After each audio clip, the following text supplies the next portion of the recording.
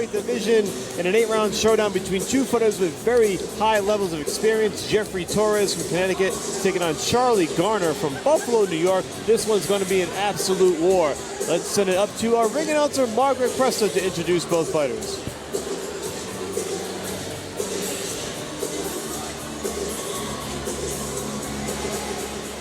Making his way into the ring, welcome Charles CG3 Garner. And here comes Charles Garner, 6-2, 5 of those wins by knockout. 5'9" right-hander, 30 years of age as he steps in the ring tonight here in Mohegan Sun. Now, if you look at BoxRec and you take a look at the record, this would be his first pro boxing match since 2022. However, Charles stayed busy with Team Combat League in 2023. He had 12 fights in TCL, went 4-8 in those fights. Keep in mind, those are just one-round fights. So I use the term stay busy operatively, Ray, as you know. It's not the same as going in there and having 12 4- or 6-round fights, but nonetheless, I guess keeping some of the rhythm going and just sort of working on the technique, if you will, in that TCL platform, as at the very least, not giving Garner maybe a lot of ring rust to shake off tonight as he takes on Jeffery Torres. So with that, we'll send it back to Margaret Cresta, bring in our next fighter. Making his way into the ring, fighting out of the red corner, welcome Jeffery Torres. You hear that ovation for Jeffery Torres. He's a very well-known fighter in this neck of the woods. He lives and trains in New Haven, Connecticut, under the guidance of Lewis and Marilyn Rosa, who have been, I would say, a staple in New England boxing, in the Northeast, really, for a long, long time. You see Luis Rosa as he makes his way to the ring. Now, Jeffery Torres, coincidentally, born in Puerto Rico, again, living and training in New Haven, Connecticut. And wouldn't you know, Ray, in 14 pro fights, he has never fought in Connecticut. He's been everywhere. He's been in Springfield, Massachusetts, which is very close to the border. He's been in New Jersey. In fact, in his last 5 fights, he's fought in New Jersey, Massachusetts, Florida, Washington, and Puerto Rico, and now comes back home, in a sense, to Connecticut at Mohegan Sun Arena for the first time really fighting in front of that hometown crowd. This is a very big opportunity and a very big fight for Torres. Welcome home fight for him. And with that, we're going to send it back to Margaret Cresta for the official introduction. Ladies and gentlemen, this bout is scheduled for 8 rounds in the super lightweight division. Your referee in charge of the action inside the ring is Ricky Gonzalez, and your judges scoring the bout ringside are Tom Carasone, Tom Schreck, and Waleska Roldan. Introducing first, fighting out of the blue corner, wearing the white and red trunks, weighing 139 pounds, with a professional record of 6 wins, 2 losses, with 5 wins coming from way up knockout from Buffalo, New York, Charles CG3 Garner. Fighting out of the red corner, wearing the white and gray trunks, weighing in at 139 pounds, with a professional record of 12 wins, 2 losses, with 6 wins coming from way up knockout from New Haven, Connecticut, Jeffery Torres.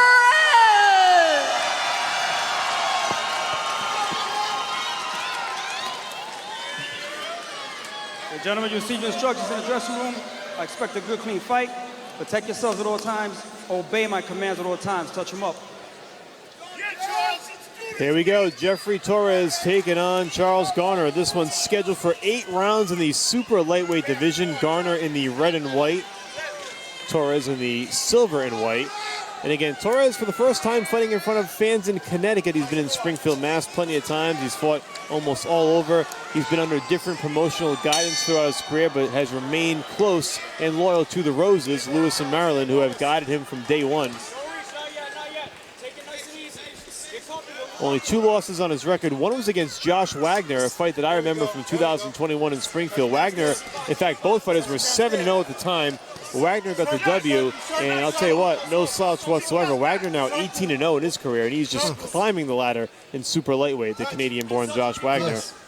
And Torres had that setback, but came back with a couple of wins, and his only other loss was against Antonio Moran in 2022. He's stepping back in tonight for the first time since October.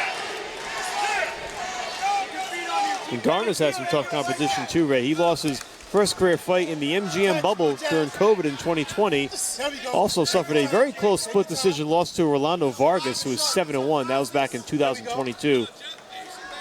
So two fighters not afraid to mix it up with anybody. They've both taken tough fights. Very similar pedigree when you think about it. Yeah. Should be a very close-knit, evenly matched bout.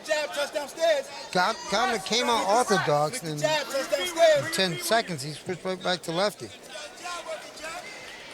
Touch low. 2 down. Downstairs, Charles. Flick the jab. How you doing it? Flick the You jab. said Garner coming from the combat league. I thought he would come out more aggressive this first round. You get conditioned to do so in Yeah. TCL. You got to come out in that one. You have one round to win and get the point. And I would love to have seen him do that. I think it would have been a better strategy for him. Come out like you're fighting the same thing. Come out, take that one round, start on top. I've had the opportunity to call 3 TCL events, and I'll tell you something, it can bode well for any style, whether you're a fast starter or a slow starter. You would think, in theory, that the fast starters would benefit, but I've seen some of the slower starters work well in that format, and sometimes guys you think would succeed don't do as well. It's been a very interesting dynamic, and I also wonder, and we'll get a chance to see that firsthand tonight, how a fighter reacts going back to the regular format from TCL. You wonder if they pick up some habits along the way. But with that being said, yeah, I said I was hoping he came out fast like that. 45 seconds here to go in round one, and the only time I've had the opportunity to see Torres fight was that aforementioned bout against Josh Wagner in 2021. And the one takeaway I had from that was that Torres really didn't let his hands go enough, and so we'll see if that's changed. Okay. It's been 3 years, so perhaps that could be a lesson learned, and he's done well going forward. Done 5-1 in his last 6 fights since then, so he's definitely picked up something that's worked. The tall guy Torres is, you think, he would have a jab with a straight right hand, but he's winging his punches. Yeah.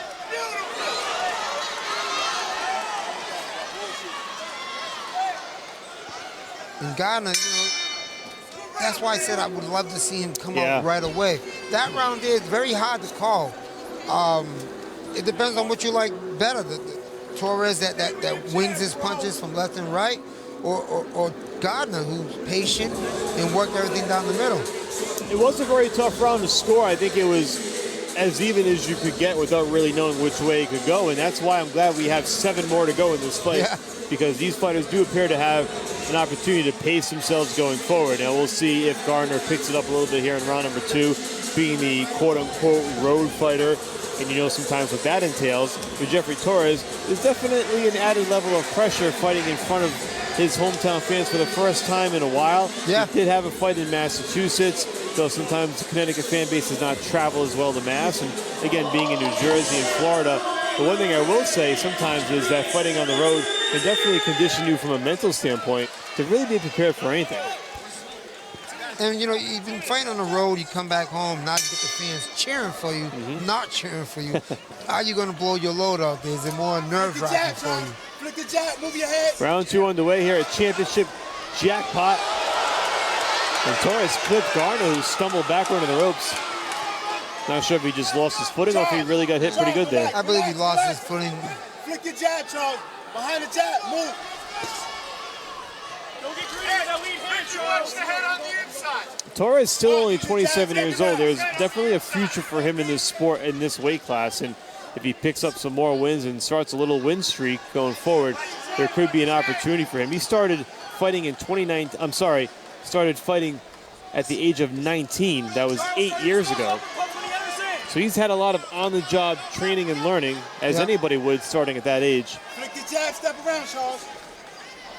I'd love to see Torres use his reach. He's wanting to rumble inside. It may be his style, but I don't know if he wanted to do that with Garner. Garner, wide shoulders, looks strong. It's interesting you say that, Ray, because if the fans who are watching have been with us all night. You saw Iman Lee in the first fight of the night. You saw Tommy Hyde. Two fighters who had big height advantages, and they were using that jab. Yes. And it worked well for both of them. So this just gives you kind of a look at the difference in styles for fighters. Despite reach advantages or height advantages, some guys are just more aggressive that way and maybe don't implement the jab enough. I tell every young kid that comes to my gym and wants to learn how to box, not fight, box. I always say the jab is an offensive and defensive weapon. It depends on you using it. It may be an offensive weapon, it may be a defensive weapon, but just use it.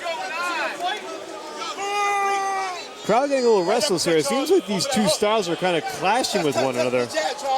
We've seen a lot of tie-ups, fighters getting entangled. Garner wants a box. Yeah. Torres wants to just get in there and rumble. Let's just let them punches go. And they're getting in tight. As soon as they get in tight, Torres grabs. No, I think not you're that right. He's purposely doing it, but that's his style. He loops on. And it's kind of almost a reflex if you think about it at this point. And if you are out there establishing that jab, you would have less of those tie-ups. See, Again, he runs in Torres. square. Yeah. And as soon as he lays on him, he just grabs. Charles, stay down the middle. Everything's looping. 20 seconds. You hear Garner's corner saying everything's looping. And Ray, you pointed out in round number one, a lot of wide punches from Torres. Wide stance. Been a very interesting fight so far. It seems like neither fighter has really picked up on the rhythm of his opponent yet. It's hard to score. It depends on the style you like. That's why we have 8, and perhaps that's why it was scheduled as such. 2 rounds in the books. Don't go anywhere. We've got more on Swerve Combat TV.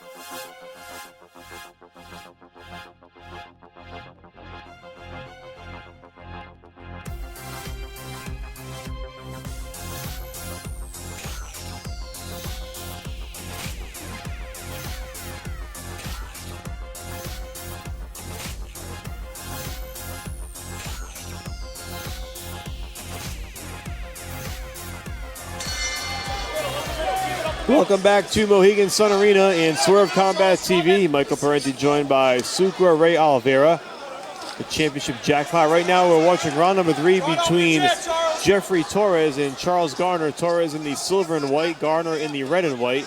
And so far very awkward and tough to score 2 rounds in the books. Ricky Gonzalez stepping between both fighters, Ray, perhaps saying let's see a little bit less of the holding and more of the boxing. He's getting a little bit upset with that, but it's the styles. Yes. You know, Torres just wants to run in and wing it, and Garner doesn't know what he got to do. I think Garner should just sit down and allow Torres to run at him. He's running at him. That's it. Like I said earlier, it doesn't matter, though. Let him run at you, step to the side, and counter it.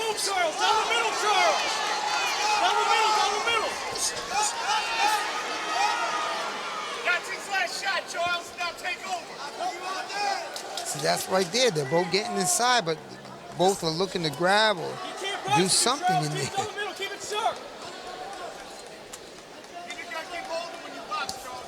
Yeah, you can certainly sense some of that frustration from Garner, who is trying to box. And he's comfortable on the perimeter doing that, and he's working his jab, and then Torres kind of charges in. You get exactly what you just got right there. I think this is a style of boxing we're losing, that fighters don't know how to fight inside. They both want their space, but they're getting close to each other, and neither one knows how to fight inside but to grab. And that's the style I believe that we're starting to lose today. Everybody wants to fight from a distance. Well, inside boxing is what's going to get you there. And that's where the officiating comes in too, Ray, because some referees will make you fight out of it as opposed to just stepping right in. Now, in this case, Ricky Gonzalez, I don't think has a choice. I don't think either fighter would be too prone to fighting out of it. He may have to be the one who steps in there and pulls them apart to keep the fight going. But you've seen referees in the past, when they're tied up a little bit, they'll say fight out of it, fight through yourself out of it. And that's what Ricky's trying to do. He started the first 2 rounds, fight yourself out of it. Now he's seen that they're not fighting themselves out of it. They're just holding on, waiting for him to come in and say break, because they want that outsideness. Touch the body, Charles. You got to get used to being the fight in there. They grab subconsciously as they almost get tied up again, and then inevitably do. That they know in the back of their minds that Ricky Gonzalez is going to step in and push them apart. So if they feel any sense of trouble, they can grab tight and just wait for the referee to come in and pull them apart.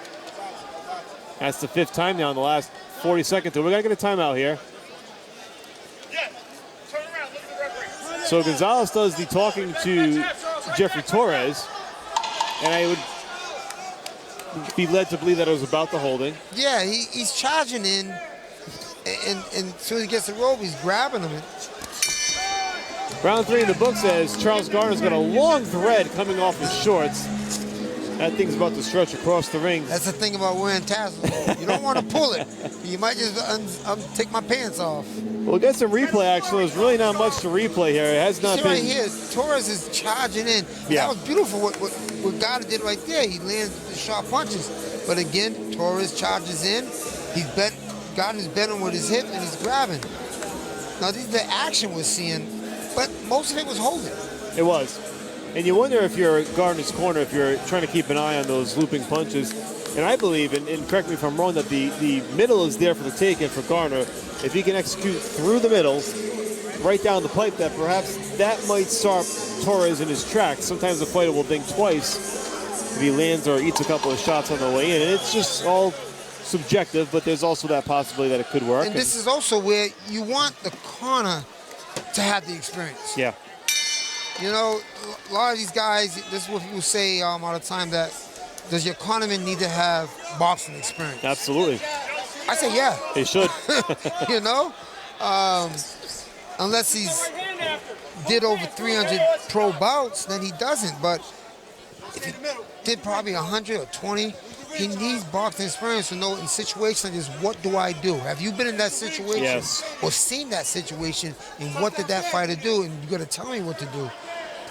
I think that's exactly it. It's the situational awareness that a former pro brings to the ring, or someone that's been in the sport long enough, Yes. knows and has seen every scenario possible. You don't have to be a fighter, but you have to be in the Sure. be around long to know what do you do in this situation? What have you told somebody this situation to do? Round number 4, this one's scheduled for 8. Michael Parenti and Sucre Ray Oliveira bringing you all the action from Championship Jackpot, presented by CES Boxing on Swerve Combat. Once again, Jeffery Torres in the silver and white from New Haven, Connecticut, taking on Charles Garner in the red and white from Buffalo, New York. If I was Torres' corner, I'd tell him, keep doing what you're doing. You know, it's working for you. The other one coming forward, keep doing what you're doing. As for Garner, stay lefty.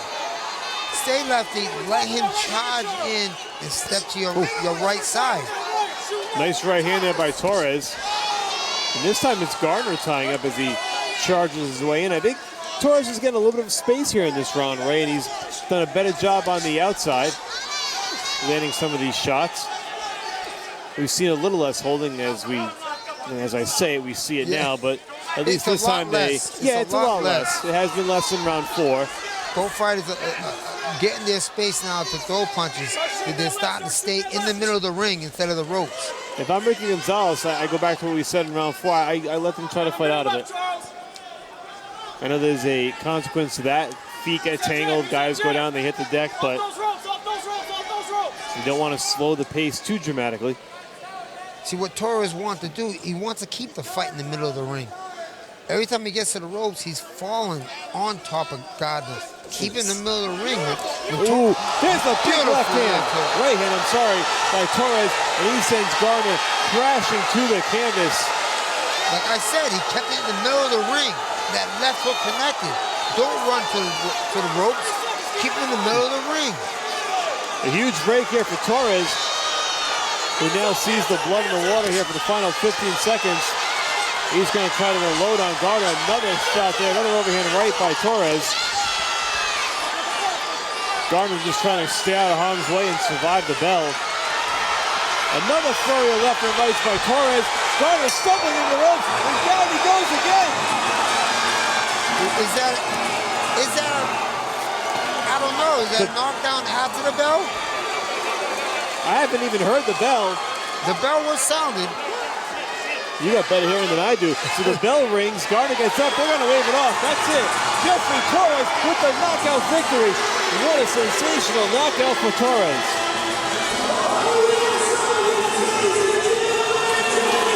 Ray, he only had about 25 seconds after that knockdown to score the knockdown, or the knockout rather. You don't always see it work that way, but Torres, I wouldn't even say remained poised. He came firing in there and just landed enough, and he knocked down Garner at the bell.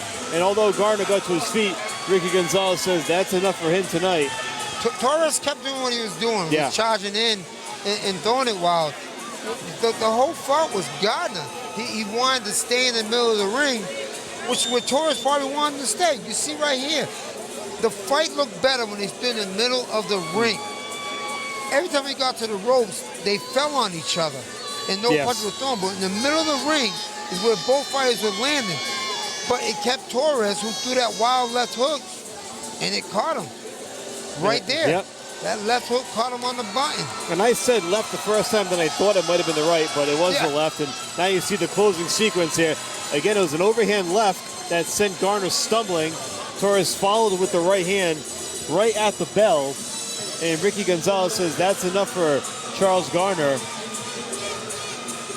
And listen, Garner was doing well up until that point. When he got clipped with that left hand, that changed everything. He definitely was. He was in the fight. It was, like I said, those first three rounds, it could have went either way. Yes. That fourth round, he stood in the middle of the ring. That's where he probably didn't want to be, in the middle of that ring. And I'll be honest, I'd be interested in seeing what the scorecards were before that sequence and where Garner was and where Torres was, because it was a very close and sometimes awkward fight. And finally, Torres found his distance and scored the knockout win. And again, credit to Torres for closing it out as well. He only had about 20, 25 seconds, but he got it done and got the knockout. Because you never know what might happen if Garner gets his footing back between rounds. This thing goes 8. The scorecards could turn out entirely different. But in any event, it's a victory for Torres. Let's send it to Margaret Kressler with the particulars.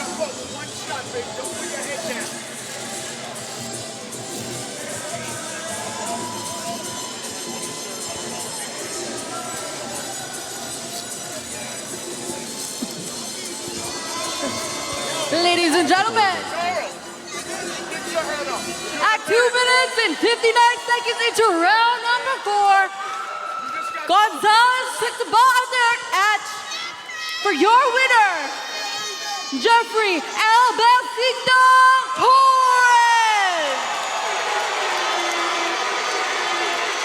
And so there it is, a 4th round knockout victory for Jeffery Torres, who improves to 13-2, 7th knockout win of his career, and a beautiful homecoming victory for this young fighter. Sky's the limit for Torres, just 27 years of age. Very much looking forward to what he has in store next. Don't go anywhere, we got plenty more to come on Swerve.